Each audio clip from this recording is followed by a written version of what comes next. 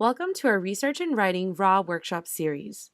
This is a 4-episode series, and for this episode, we are covering the outlining and writing portion of this process. As you go through this episode, please complete the quiz questions as we direct you to them. The quiz can be found below this video.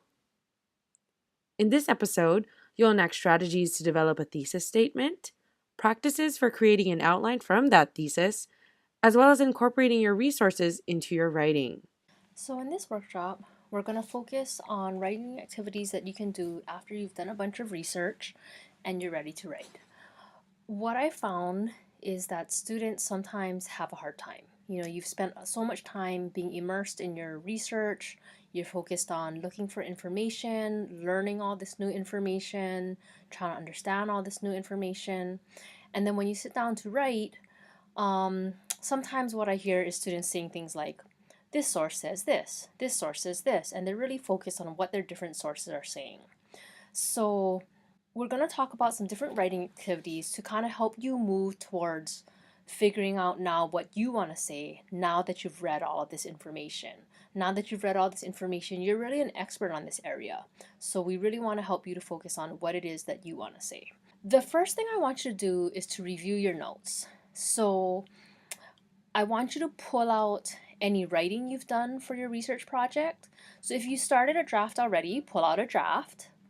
If you have an annotated bibliography, pull that out. If you have an outline, pull that out. Or any notes that you've made. Just any kind of writing.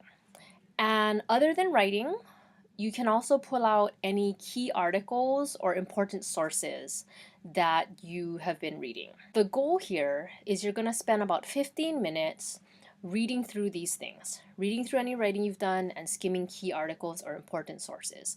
And the goal is to get all that information fresh in your mind right before you write. So I want you to pause the video here, take 15 minutes to review your notes, and then restart the video. You've spent 15 minutes reviewing your notes. I want you to clear your desk. So put away any articles, close any books. If you have paper, hard copy documents, you might want to take them off your desk, just kind of put them out of reach. If you have documents open on your computer, just X them out or minimize them. Keep out a clean sheet of paper. So this could be a blank word processing document, or if you would prefer to write by hand, it could be just a few blank sheets of paper. I know you didn't memorize everything you read, but it's kind of fresh in your head. So we're going to clear your desk and start writing. So the first writing activity that I'm going to have you do is a dialogue. I want you to imagine a dialogue between you and someone you think is typical of the audience you're writing for. So it helps to think of someone specific. It may be your instructor, a classmate, or a friend. I want you to write a dialogue between you and this person about your topic. And I want you to start with these two questions. What is it?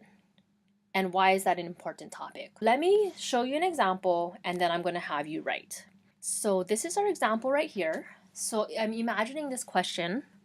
My friend or my classmate asks me, what are asylum seekers anyway? And my response is, asylum seekers are people who are in danger in their home countries, so that's why they're trying to immigrate to the US. There's different reasons people might be seeking asylum. It could be that they are gay and gays are persecuted in their home country, so they feel it would be safer for them to be in the US, so that is their reason for seeking asylum in the US. It could be that their home country is really unstable, like no stable government to keep the peace and keep people safe. So that's their reason to seek asylum in the US. It could be, I saw this in recent articles about asylum seekers from Central America, it's like gangs took over their town and they're not safe unless they get involved in the gang. Or like the gangs are raping people, so that's another reason some people seek asylum in the US. So what I want you to know from this example is it's repetitive, it's messy, it's awkward, the sentences, they don't sound good. So when you're doing your writing, when you're writing this dialogue, don't worry about that kind of stuff. Don't worry about spelling things correctly and punctuation and making things sound good. The goal is really just to get your ideas all out on paper. So if you've done any free writing in your English classes or anything like that, keep those free writing goals in mind. If the question is, why is this topic important? So this was my response. I think this topic is important because the US is somewhere a lot of people want to immigrate because it is safer than a lot of other places. It's more stable. There are a lot of opportunities. And recently it was all over the news that asylum seekers were being treated really badly, like having their children taken away at the border, and the children were either put in a facility, kind of like an orphanage or a jail, or in some cases the children were put in foster homes and adopted by other families. Also, sometimes the parents who were the asylum seekers were forced or coerced into signing documents that they didn't even understand, and they later found out that they signed away their rights as parents and guardians. Okay, so again, you can see it's messy, it's repetitive, it doesn't sound really good. Okay, so I want you to keep that in mind as you are writing your dialogue, answering these 2 questions about your research topic, and I want you to take 7 minutes to do this. So go ahead and pause the video and set a timer for 7 minutes. If you're completing this workshop for credit, be sure to enter your response in question 2 in the quiz. If you do want to continue writing this dialogue, if you feel like that was a helpful writing task, it helped you to get a lot of ideas out, you can continue this activity by looking at your response, looking at your answer to the question and thinking, okay, so when I tell them my answer, what's their next question going to be? And really kind of writing it like a back and forth dialogue. And so again, I have some examples to show you. I thought about, well, what might be the next questions that my teacher or my classmate or my friend might ask me. And so I thought these are some additional questions they might ask. They might ask, how do we know if people are telling the truth when they're seeking asylum? Can the U.S. accept all asylum seekers? Does the U.S. accept all asylum seekers? Do asylum seekers have a positive impact in the United States? Is it legal that children were taken from asylum seekers? Are there other ways asylum seekers were mistreated? And so I think that this dialogue can be a really helpful way to get some of your ideas out, to think about what kind of information does your audience need. So I find that to be really helpful. So our next writing activity is called Making Sense of It All. So in this one, I want you to just write 1 or 2 sentences and summarize the most important thing that readers should understand about your topic. So for my topic, what I thought was the most important thing was that the United States is currently violating the international law of non-refoulement by returning asylum seekers to countries where they are in danger. And so this is just something I came across in my research that I was like really blown away by and really interested in. And so this was what I put out as the most important. So I want you to pause the video here to write your 1 to 2 sentence summary of the most important thing. If you're completing this workshop for credit, be sure to enter your response in question 3 in the quiz. So the next writing task I'm going to have you do is using your research question. So first I want you to write down your research question. Our research question was, in the United States, what rights do asylum seekers have? So you're going to write down your research question, and then you're going to write down your answer to your research question based on everything you've read so far. If your research question has changed, that's fine. If you're like, oh, shoot, like I didn't have a research question, you can make one up, right? Think about what you have found and what would have been a good research question to have. So for mine, if my research question is, in the United States, what rights do asylum seekers have? The answer that I found from my research is, in all countries, asylum seekers have the right of non-refoulement, which means they should not be sent back to their countries where they are in danger. In the US, asylum seekers have the right for the Attorney General to determine their fate. So go ahead and pause the video here and write down your research question and the answer you found to your research question so far. And again, if you're completing this workshop for credit, be sure to enter your responses in questions 4 and 5 in the quiz. The next thing I want you to do is to create a 1 to 2 sentence thesis statement for your project. So for this one, you can go back to your last 2 things that you wrote. Your 1 to 2 sentence summary of the most important thing that you learned in your project or in your research, or the answer to your research question. So you might want to just pull one of those to be your thesis statement, or you might want to combine them, or you might want to revise them a little bit, or maybe you have another idea for a thesis statement that you want to try and work with.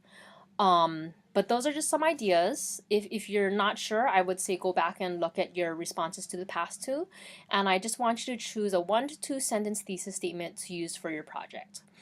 And so for my example, what I'm going to use is this one. The United States is currently violating the international law of non-refoulement by returning asylum seekers to countries where they are in danger. And I want you to keep in mind something you want to think about down the line is evaluating your thesis statement. And so this bulleted list on the bottom of this slide kind of gives us some criteria for our thesis statement. So our thesis statement should tell readers what our paper is about. So with my sample thesis statement up here, then this is going to tell readers that my paper is about non-refoulement and how the US is violating international law. Your thesis statement should be supported in your paper. Your thesis statement should definitely meet any criteria that your instructor has given you. And you also want your thesis statement to be interesting. So one way to do that is to assert a claim that others may agree or disagree with. And I think my example definitely meets this criteria. Some people might say the US is not violating international law, or they might say, well, it doesn't matter if the US is violating international law. So I believe that this is an interesting claim. So go ahead and pause the video here to write down your 1 to 2 sentence thesis. And we're going to work with this thesis in the outline, which is going to go into your quiz. So now we're going to work with that thesis statement that you developed and work towards our outline. For my sample thesis, this is the outline that I came up with. Again, my thesis is the United States is currently violating the international law of non-refoulement by returning asylum seekers to countries where they are in danger. And I think it's really helpful to think about, okay, what is my audience going to expect to read in my draft after they read my thesis? And what will I need to tell my audience in order to convince them that my thesis is supported? It can be helpful to have a friend help you, to ask them, to say, hey, this is my thesis. What are you going to expect to see in my paper? Or what do I need to tell you to convince you? That can be one way to do it. Or you can just kind of reflect on this on your own. And so for my thesis, I thought, well, first of all, I think I'm going to have to define what is non-refoulement. So I think that's probably something most people don't know about. I'm definitely going to need to give a definition. And then I believe if I'm going to say that the United States is violating international law of non-refoulement, I need to give examples of these cases where the US has violated this law. And then I thought, I know sometimes people will say, what I guess sometimes when people are criticizing the US and saying, like I'm criticizing the US in my thesis, right? I'm saying the US is violating this international law. And I know in other cases, when people say things like that, one of the defenses I hear other people say is like, well, other countries do the same thing. So I thought, well, that might be something that might come up. So I think I want to talk about other countries who have also violated this law. So I know I saw some examples of Thailand and Tanzania and Australia. And so as you're doing this outline, this is a rough outline. It's a draft, it's a work in progress, so it might change. When I go and write my paper, I might decide this section doesn't belong. But for now, I think this would be a good thing to include in my paper. And then I think in my research, I saw a lot about how some people say, no, the US has not violated non-refoulement law. And so I think in order to convince people that the US has violated this law, I'm going to have to address this counter argument. Some of the things I saw about the reasons people use to say the US has not violated non-refoulement law is they'll say like, it doesn't apply if the asylum seeker does not reach the border. It doesn't apply if the asylum seeker is kept in a non-sovereign zone while in the United States. Or it does not apply if the US determines the asylum seeker is safe in their home country. And then I would end by saying like I still believe that the US should follow non-refoulement law. It's not okay that we're violating it. Don't feel like you need to have these headings and subheadings. If you feel like you're not ready for that, your outline can really just be a list right now. But really what you're looking for with your outline is just to have a list of ideas so that you have somewhere to start when you're writing. So now I want you to come up with an outline. Well, I want you to use those same 2 questions. What will your audience expect to read in your draft after reading your thesis? And what will you need to tell your audience in order to convince them that your thesis is correct? Pause the video here to work on your outline. And again, if you're completing this workshop for credit, enter your response in question 6 in the quiz. The next step that we're going to be talking to you about is a strategy called meal. When writing your first draft, it is good to first ensure that your outline is fleshed out. When incorporating sources into each main point in your outline, you might discover that some of your main points don't have enough support or evidence, and you may need to find more resources. You also might end up combining main points or further breaking down your main points. But once you've fleshed out your outline, a strategy you can use when constructing body paragraphs is MEAL. MEAL stands for main idea, example, analysis, and link. M, or the main idea, is essentially your topic sentence, and that indicates to your reader what that paragraph is going to talk about. This is an example of a main idea from that topic of non-refoulement that Robin mentioned earlier. This example, some say that the US has not violated the non-refoulement law because it does not apply if the asylum seeker does not cross the US border, signifies that the paragraph will talk about supporting information of how the US has not broken that law. E, or the example, are usually from sources that will support the main idea. Note that you can have more than one source for evidence. This example here that's an underline, in the case of recent asylum seekers from Central America, for example, they were not allowed to enter the country and instead were forced to wait in Mexico. Open parentheses, Smith, close parentheses, period. The example provided here shows that refugees have been forced to wait in their home countries.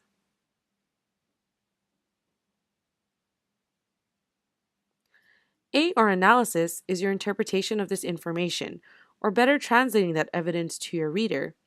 Analyses are also highlight the significance or importance of that evidence. You might feel like you are restating yourself, but you want to be extremely clear with what this evidence means so that your readers don't make their own inferences. This analysis and underline, this is a semantic issue. While the US government can technically argue that non-refoulement does not apply, simply keeping asylum seekers from crossing the border is not an ethical way of avoiding non-refoulement. This analysis points out that although the US is technically not breaking the law, the way they're going about it is being analyzed as unethical. To close out your paragraph, you would then use L, or a link. The link is intended to connect your main point back to your overarching thesis. Earlier, Robin came up with the thesis that the United States is currently violating the international law of non-refoulement. This link, Human Rights Watch considers this practice to be a questionable way of avoiding the law of non-refoulement, relates back to her overall thesis. Once you put these all together, you end up with a well-organized and comprehensive body paragraph. Now we want you to try MEAL out for yourself. So here, we're gonna have you practice creating a meal paragraph. So Becca just showed you an example of a meal paragraph, and now we're gonna have you try. So with this one, we're gonna use the research question, why do humans need to sleep? We're gonna work with the thesis statement, sleep helps people process information and strengthen our bodies. And these are the pieces of our meal paragraph that we're gonna help you put together. If you wanna look at these pieces within a word processing document, you can download that in the quiz. The other tip I would give you is to start by identifying the evidence first. So keep in mind the evidence is the information from the outside source. If you're completing for this workshop for credit, take a look at questions 7 through 10 in the quiz, and that's where you're going to give your response. We put these arrows here to show that it's kind of a circular process. Oftentimes, one draft is the only thing we turn into our professors, but it is important to go through at least one revision before submitting your final product. Drafting helps you to further develop your ideas, while also helping you to check and double check that you are making sure your paper makes sense for its intended audience and that your paper is meeting its purpose. We know that your time is limited, and with managing other courses and responsibilities, you have to be reasonable with how much you can draft. This could be managed by simply mapping out when your next draft should be completed by, or your instructor may give you deadlines for each draft. Now remember, writing is a process. I cannot emphasize this enough. You are now writing your paper, but you might end up having to go back, revise, take out information, add more information, or replace it. You may also need to revise the organization or flow of your paper. But we at the Noyau Center and the library are here for you, so please don't hesitate to reach out to us. Mahalo from all of us at the RaW Skills team. We want to invite you to our next live episode on Wednesday, October 17, which will be focused on citations and polishing.